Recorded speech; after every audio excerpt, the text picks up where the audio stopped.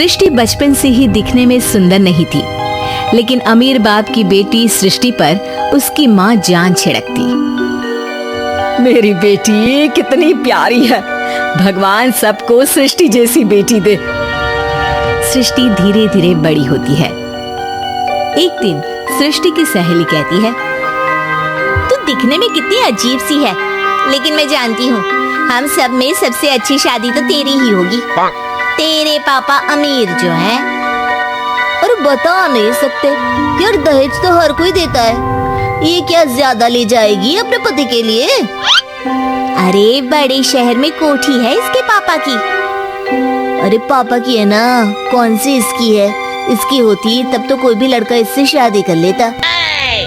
अरे पापा की मतलब पापा की है तो मेरी ही है ना? किसने कहा?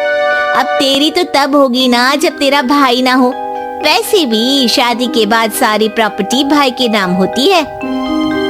सृष्टि समझ जाती है कि उसे किसी भी हालत में माँ बाप की सारी प्रॉपर्टी को अपने नाम करना है, लेकिन कैसे? एक दिन सृष्टि का भाई शीनू कहता है, बहन क्या कर रही है? तुझसे एक बात करनी है। अरे हाँ हाँ करना, मैं तो तेरी बहन हूँ। बहन मेरी लाइफ में ना एक लड़की है, बहुत अच्छी है। मैं सोच रहा हूँ माँ और पापा से बात करूँ शादी के लिए।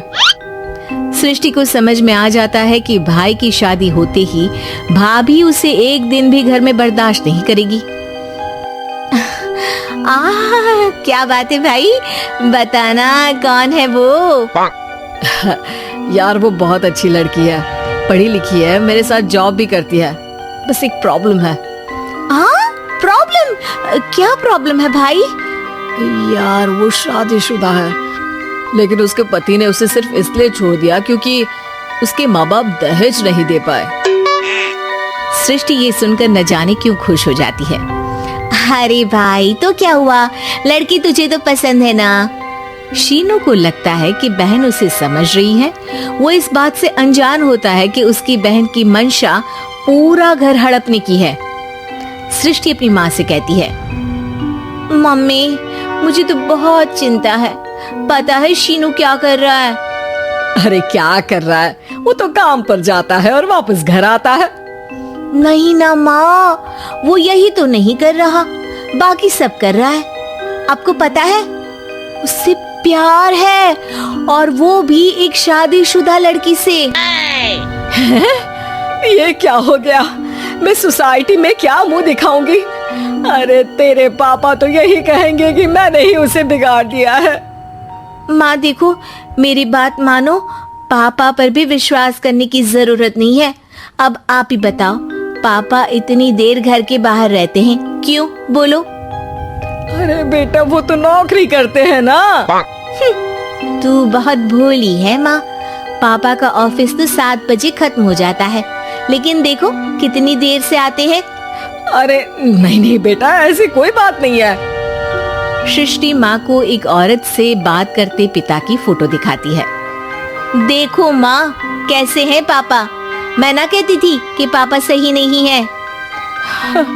मैं तेरे पापा से बात करूंगी, दे फोटो मुझे। ओ माँ, वो तो डिलीट हो गई। लेकिन चल, तूने तो देख लिया ना, पापा से बाद में बात कर लेना। और हाँ, मेरा नाम बिल्कुल मत लेना। हाँ माँ। अब क्या था, सृष्टि के माँ और पिता के बीच झगड़ा होना शुरू हो जाता है। सृष्टि के मन में क्या चल रहा था कोई नहीं जानता था।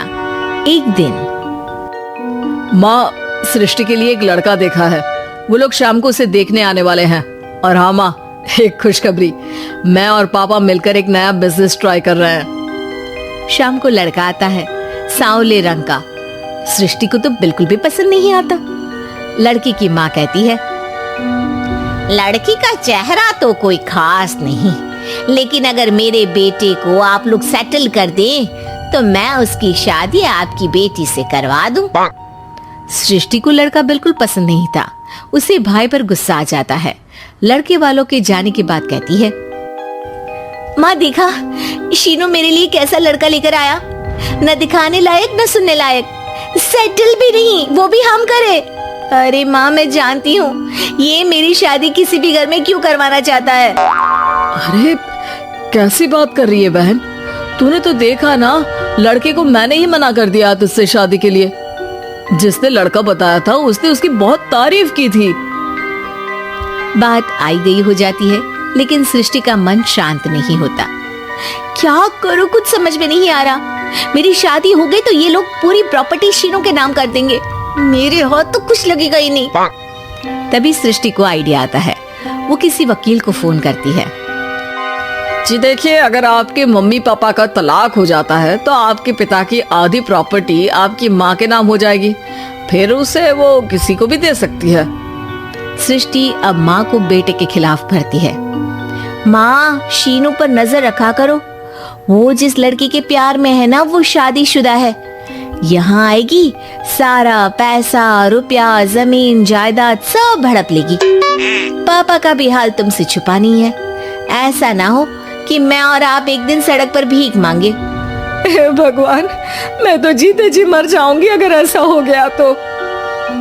ऐसा हो गया नहीं माँ, ऐसा ही होगा। अभी समय है, आगे का सोच लो। मैं तो कहती हूँ पापा से आधी प्रॉपर्टी लेकर अलग हो जाओ। पापा की आधी प्रॉपर्टी भी हम लोगों को अगर मिल जाती है ना तो अगले 7 जन्म सफल समझो। बेचारी माँ बेटी के कहने पर पति से तलाक लेकर अलग हो जाती है। सृष्टि अब पैसों से गाड़ी और अपने दूसरे महंगे शौक पूरे करने लगी।